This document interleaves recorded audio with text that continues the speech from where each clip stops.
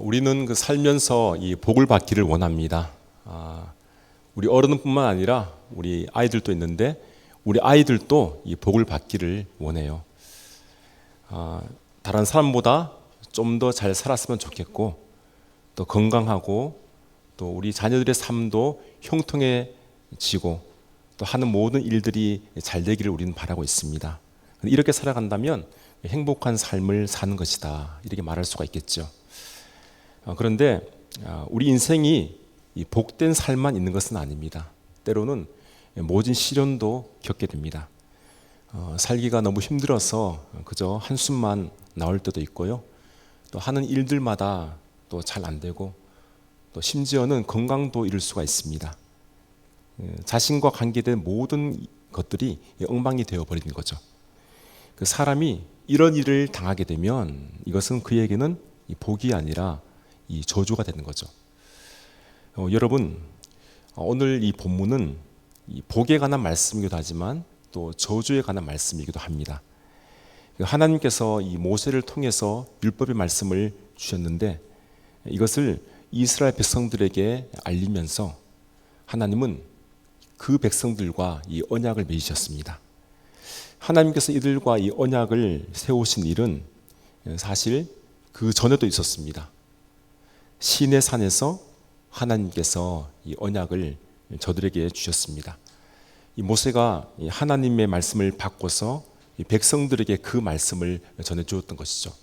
그리고 약 40년의 세월이 흐른 다음에 다시 이스라엘 백성들과 언약을 세우십니다. 그런데 이 언약은 이 모압 땅에서 세운 언약입니다. 여러분, 그런데 이 하나님께서 왜 두 번이나 이스라엘 백성들과 언약을 세우실까요? 한 번만 세우면 안 되겠습니까? 이유는 이 백성들이 하나님께서 보여주신 기적과 이 말씀들을 아직 깨닫지를 못했기 때문입니다. 말씀을 분명히 들었고 또 자기들 두 눈으로 큰 이적과 기사를 보았음에도 불구하고 하나님의 말씀을 끝까지 믿질 못하고 있습니다. 저들이 이집트에서 나올 때 하나님은 10가지 재앙을 내리셨어요. 이 재앙 하나하나가 사실은 애굽을 멸망시킬 수 있는 재앙이었습니다. 그런데 그것을 10가지나 내렸으니 애굽은 풍비박산이 난 것입니다. 이것을 이스라엘 백성들이 직접 두 눈으로 보았습니다. 그리고 출애굽하여 이제 홍해 앞에 이르게 되었을 때 애굽 군사가 추격하지 않습니까? 하나님께서 그 애굽 군사를 막으셨어요. 그리고 앞에 가로막혔던 그 홍해를 하나님께서 가르셔서 이 백성들이 바다 가운데로 마른 땅처럼 지나갈 수 있었습니다. 정말 말도 안 되는 그러한 기적이 일어났습니다.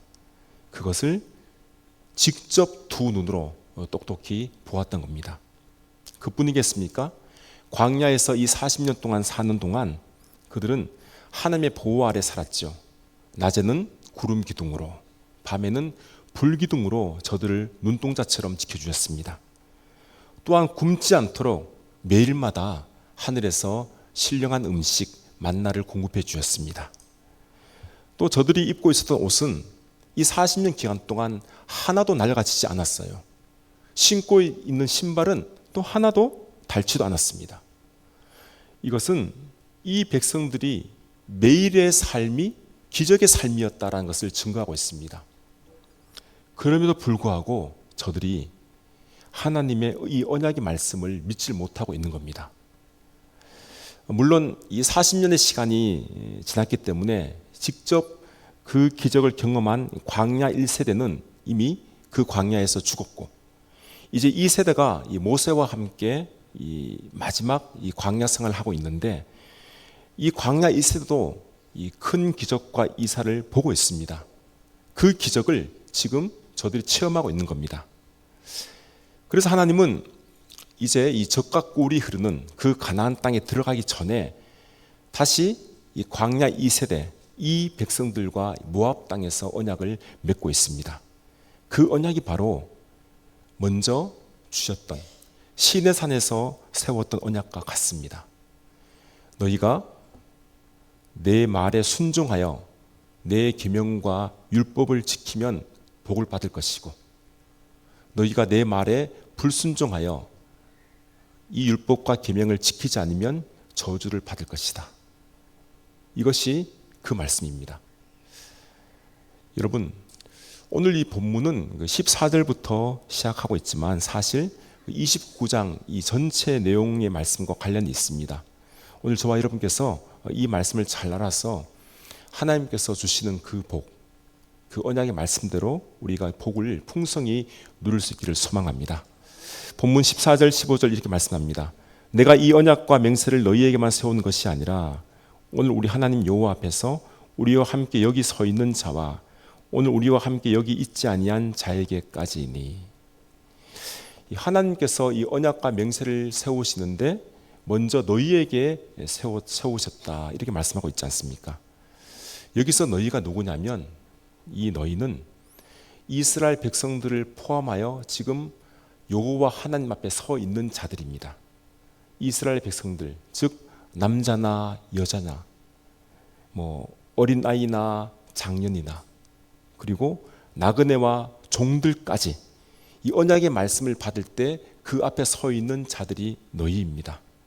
즉 성택받은 이스라엘 백성들을 포함하여 이방인들까지 모든 사람들이 여호와 앞에서 이 언약의 말씀을 듣고 있는 겁니다. 그리고 나서 이렇게 말씀하죠. 15절 중반절에 보면 오늘 우리와 함께 여기 있지 아니한 자에게까지니. 성도 여러분, 지금 여기 있지 아니한 자가 누구겠습니까? 물론 그 시대에 속한 사람들일 수도 있습니다. 그런데 그들은 하나님을 모르고 있는 자들입니다. 그렇다면 여기 모세가 이 말씀을 전할 때 하나님 앞에 있지 아니한 자들, 그가 바로 이 후대에 하나님을 믿는 자들이다라는 이야기입니다. 바로 저와 여러분, 우리를 말씀하고 있는 겁니다. 지금 하나님께서 이스라엘 백성들과 두 번째 언약을 맺고 있는데 사실은 저와 여러분, 지금 우리와 하나님의 언약을 맺고 있는 겁니다. 여러분, 이 하나님께서는 당신의 자녀들에게 이 복을 주시길 원하시는 분입니다.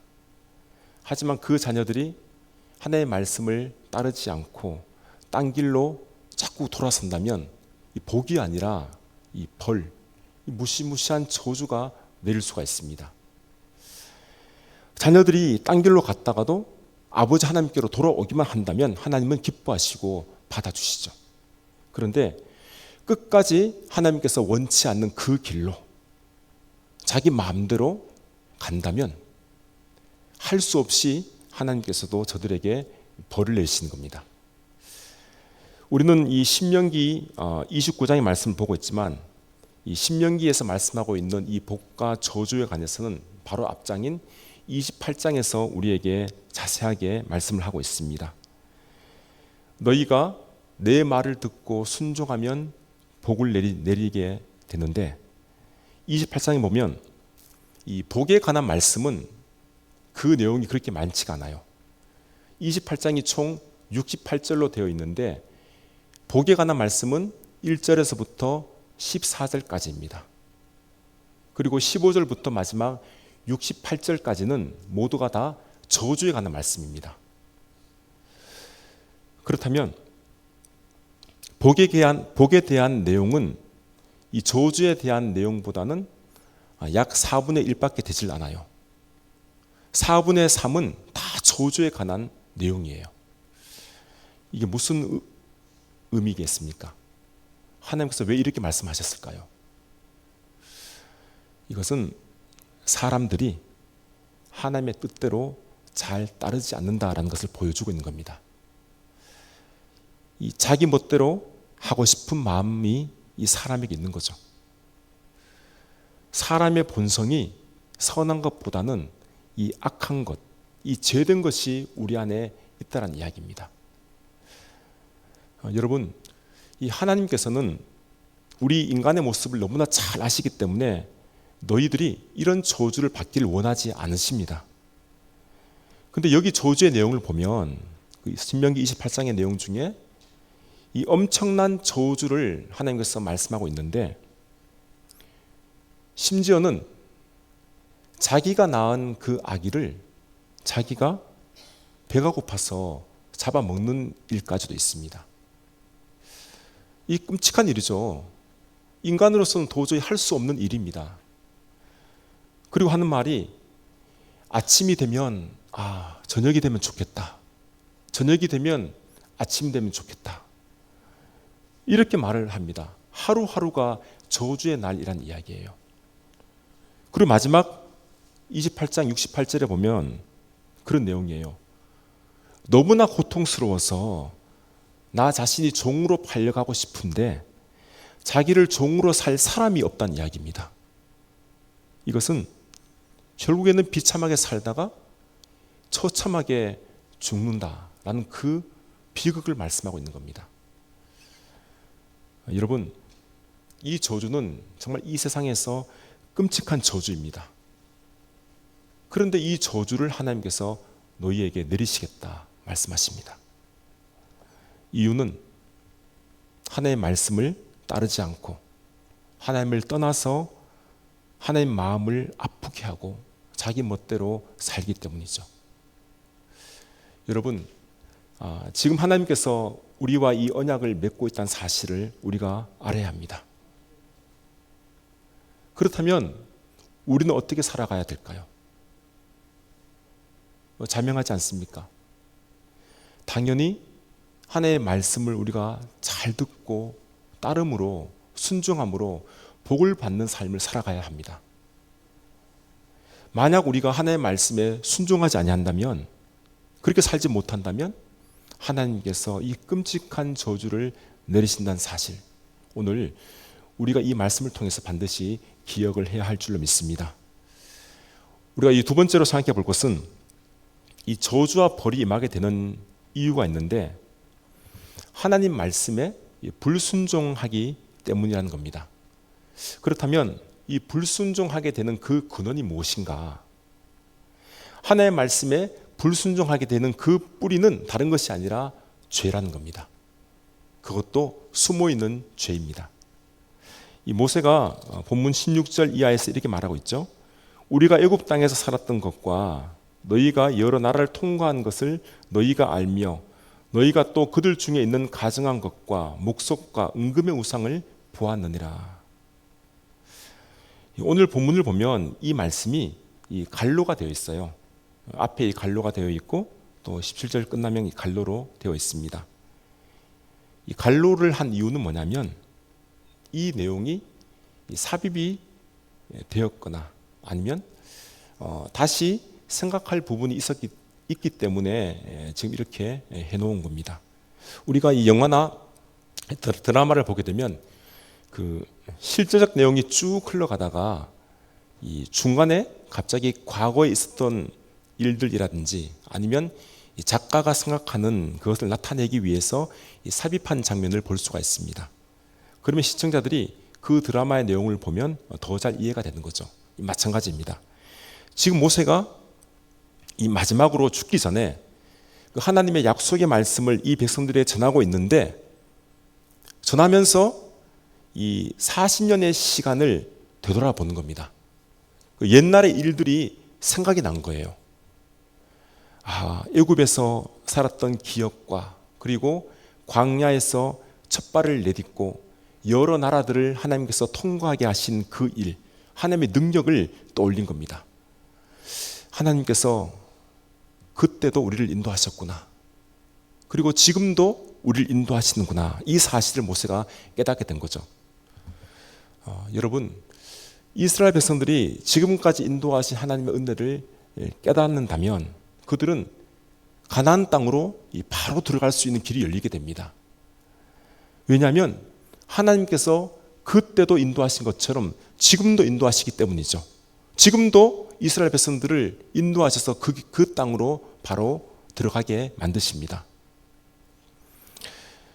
우리가 우리의 지난 삶, 우리의 여정을 돌아보신다면 이 모든 것이 하나님의 은혜였다는 사실을 우리가 반드시 기억을 해야 합니다. 삶 가운데 여러 가지 우여곡절이 있었지만 그때마다 하나님께서 해결해 주셨고 더 나은 삶으로 우리를 인도하신 것은 모두 하나님의 은혜였음을 우리가 고백을 해야 합니다. 지금 이 모세의 나이가 120세예요. 이제 곧 하나님께서 부르실 날을 기다리고 있습니다. 우리가 잘 알듯이 모세는 가나안 땅으로 들어가질 못합니다. 바로 이곳, 이 모압 땅에서 저 가나안 땅을 눈으로만 바라볼 수 있도록 하나님께서 그렇게만 허락을 하셨습니다. 지금 모세가 자신의 120년의 삶을 회상하면서 지금 모든 것들이 생각이 나는 겁니다. 자신이 어리고 젊었을 때는 애굽의 왕자로 화려한 세월을 보냈습니다. 그리고 나서 40년은 미디안 광야에서 하나님의 부르심을 기다리는 시간을 보내었습니다. 마지막은 이 40년 동안 하나님의 그 부르심에 순종하는 응답의 시간으로 지금 보내고 있는 겁니다. 그 여정을 다 돌아보니까 모든 것이 하나님의 은혜였구나. 이 사실을 모세가 알게 된 것이죠. 그래서 이 백성들에게 언약의 말씀을 선포하시면서 너희도 앞으로 살아가면서 하나님의 은혜를 깨달을 수 있는 그 마음이 있기를 모세가 바라고 있는 겁니다. 여러분, 우리는 자신뿐만 아니라 우리의 자녀들에게, 후손들에게 우리가 가지고 있는 신앙, 믿음의 유산을 반드시 물려주어야 합니다. 내가 지금까지 살아보니까 모든 것이 하나님의 은혜였다. 이 사실을 우리 자녀 손들에게 말을 해야 됩니다. 너희들도 하나님의 말씀에 순종하여 살기를 바란다. 복을 받기를 바란다. 이 유언의 말씀을 남겨야 합니다. 그래야만 자녀 손들이 복을 받을 수 있습니다.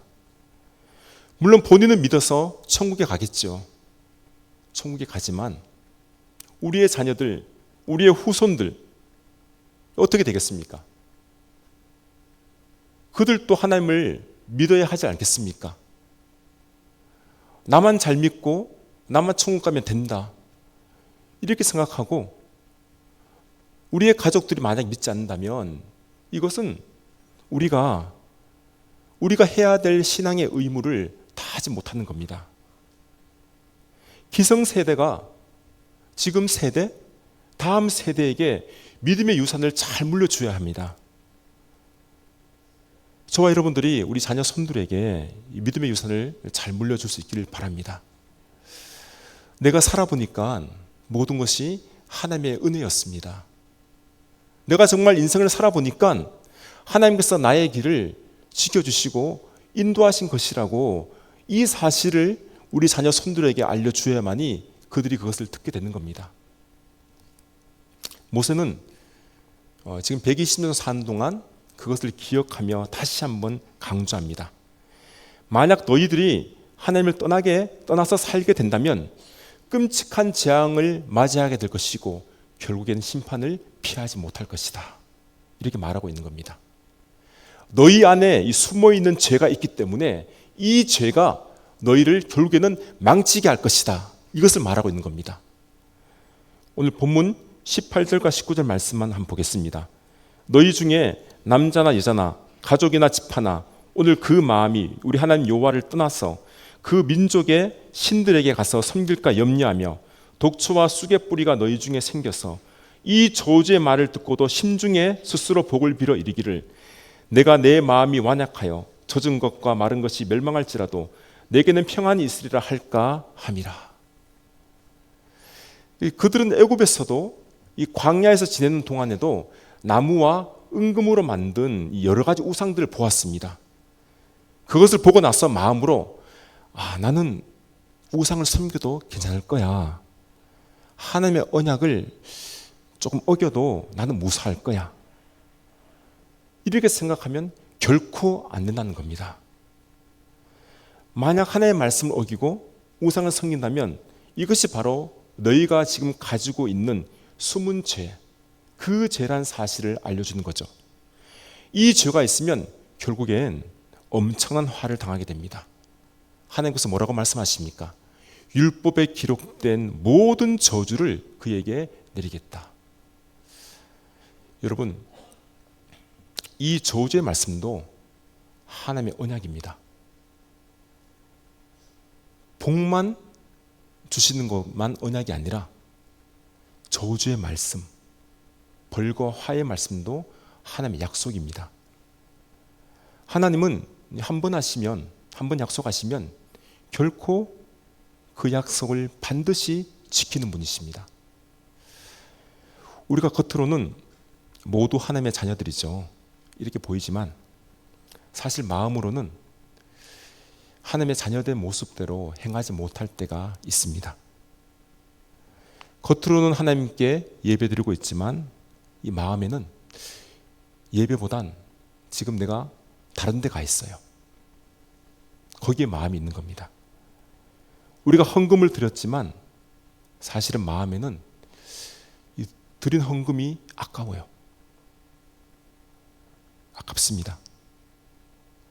하나님을 사랑한다고 말을 하지만 내 마음은 세상을 더 사랑하여 세상에서 성공하기를 원하고 쾌락과 안락한 삶을 즐기기를 생각하고 있다는 겁니다. 여러분, 이것이 바로 내 안에 있는 숨어있는 죄입니다. 하나님보다 세상을 내가 더 의지한다는 겁니다. 게다가 더 무서운 것은 그것을 자기 합리화를 시켜요. 그래도 하나님은 이해하실 거야. 내가 그래도 교회에 나가니까 괜찮을 거야. 이 자기 스스로 마음을 달래는 거죠. 세상의 재미를 조금은 누려도 괜찮겠지. 이게 뭐 죄가 되겠어?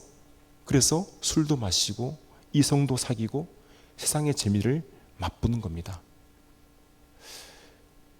여러분, 지금 이 말씀에서 무엇을 말하고 있습니까? 자기가 완악하였어. 고집이 세다는 이야기예요. 교만하는 이야기입니다.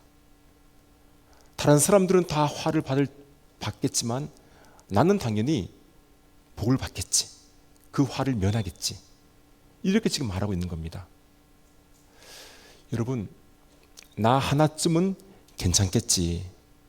그 마음을 우리는 반드시 버려야 합니다.